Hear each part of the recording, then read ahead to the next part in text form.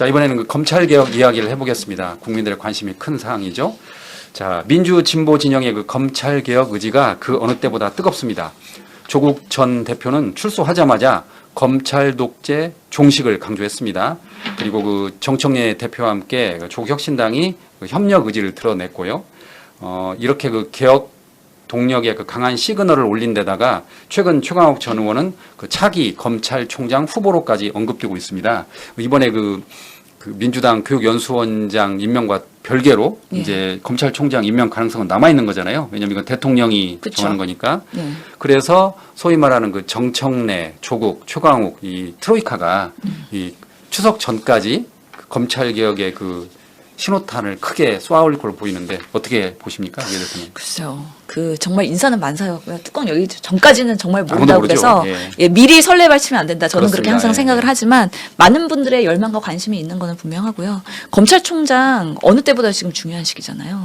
특히나 지금 검찰청을 폐지해야 되기 때문에 폐지하고 이제 중수청이랑 이렇게 가는 건데 그런 면에서는 마지막 대한민국의 검찰총장으로서의 짧은 기간의 임무를 완수하면서 안착시키는 그런 검찰개혁의 역할을 해야 되기 때문에 그 어느 때보다도 중요하다. 그렇기 때문에 검찰개혁에 대한 필요성 그리고 방법론에 있어서의 유능함 이것을 아는 분이 임명이 돼야 될 것이고요.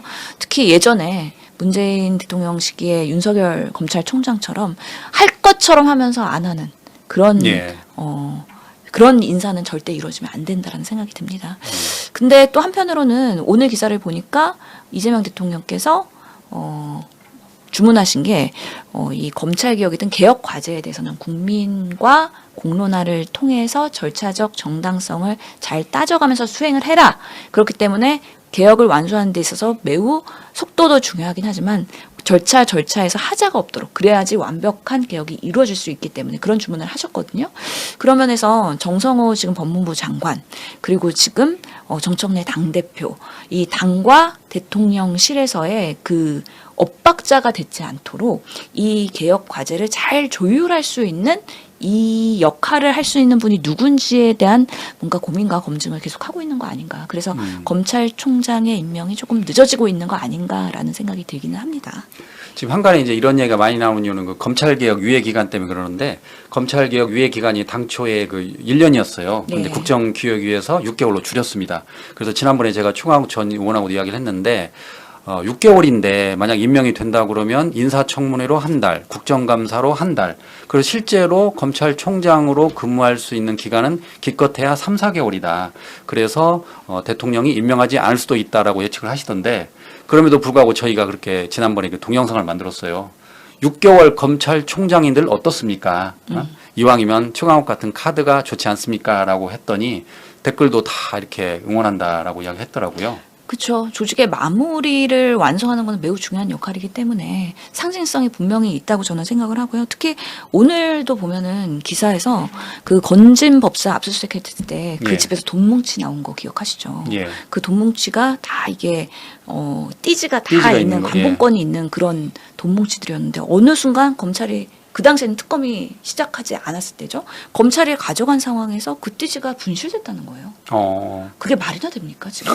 그래갖고 그때 우리가 아니 돈다발이 그럼 누가 준 거야? 띠지랑 그 관본권이랑 추적하면은 누가 준 건지 다 추적할 수 있어라고 많은 사람들이 언론에 나와서 이야기를 했기 때문에 사실은 그 돈다발의 돈보다는 띠지 이런 것들이 훨씬 더 중요했던 상황인데 그것을 검찰 내부에서 뭐 직원의 실수로 그게 분실됐다. 뭐 이런 식으로 하면서 사실 감사가 들어가지도 않았더라고요. 그래서 지금 그 돈의 추적이 지금 한계가 있는 부분인데 이런 부분만 봐도 검찰이 얼마나 본인들의 수사를 무마할 건 무마하고 정말 솜방망이 처벌할 건 하고 그리고 정말 정치검찰이 뭔가 기획을 해갖고 수사할 거 탄압할 건 탄압하고 이런 것들에 너무 주관적 요소가 정치검찰의 그런 비난을 받을 사안들이 너무 많았다라는 생각이 들고요. 특히 이 최은순 장모 구속 당시에 오늘 또 이것도 보도가 됐네요.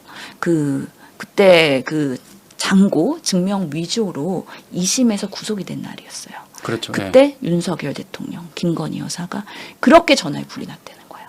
왜냐하면 공직기관 비서관 그리고 그랬다면서요. 주진우 의원. 당시 비서관한테 전화를 네. 했다고. 엄청나게 뭐 변호사랑 전화했다가 비서관이랑 전화했다가 난리가 났다는 거예요. 전화에 네. 불통이 났다는 네. 거예요. 그러니까 장모가 구속된 거에 대해서 어떻게 그런 상황에 대해서 대통령실에 난리가 난 것인데 그런 식으로 개인의 그런 비리들, 가족 비리에 대해서는 어떻게든 무마하려고 했는지 이런 부분들도 분명히 드러나야 되는데 보면은 그 1심에서 사실은 검찰이 공소해서 제대로 사실적시나 수사가 조금 열악했다. 이런 얘기들이 있어요. 그래서 2심에서는 그럼에도 불구하고 사법부에서 장모가 범죄에 대해서 인정하지도 않고 뉘우치지도 않고 그리고 너무 그 죄질이 나쁘다라는 것 때문에 구속까지 그래서 현장에서 법정 구속됐거든요. 그때 막 그랬던 바가 들어놓았잖아요. 있었어요. 예. 그때 해주원 씨가 들어놓았잖아요. 그쵸.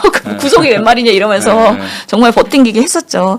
그랬던 것도 그때 검찰의 좀 봐주기 수사가 1심에서 있었지 않았나라는 의심을 해볼 수 있고 또 대표적인 거는 우리 그 김건희 여사 도이치모터스 주가 조작 환제 검사하고 결국에는 무혐의 났을 때 그때 검사들 지금 이렇게 특검이 하면서 정말 결과가 180도 달라지고 있는 거잖아요. 그럼 그때 봐주기 수사했던 검사들에 대한 처벌 이런 것들은 어떻게 할 것인지 앞으로 지켜봐야 될 부분입니다. 이런 것들이 다 검찰 개혁 과제와 맞물려 있는 것들이고 결국에는 본인들이 뿌린 대로 거둔다고 그런 국민들의 불신을 스스로 그렇게 양산해 냈기 때문에 이제는 검찰 개혁을 빠르게 할 수밖에 없는 시점이다. 그런 면에서 좋은 검찰총장이 마지막을 잘 마무리하고 나머지 개혁 과제들까지 연결했으면 좋겠다라는 생각이 듭니다. 예.